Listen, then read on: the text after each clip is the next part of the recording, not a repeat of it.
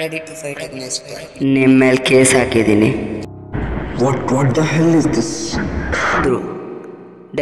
Direction ಮಾಡಕ್ಕೆ ಬಂದಿದ್ದಾನೆ ಅಂತ 100% ನಿಜ. ಡೈರೆಕ್ಷನ್ ಮಾಡೋಕ್ಕೆ ಬಂದಿದ್ದ. ನಿಜ ಅಂದ್ಕೊಳ್ಳಿ, ಯಾರು ಮರ್ಡರ್ ಮಾಡೋಕ್ಕೆ? ನೀವು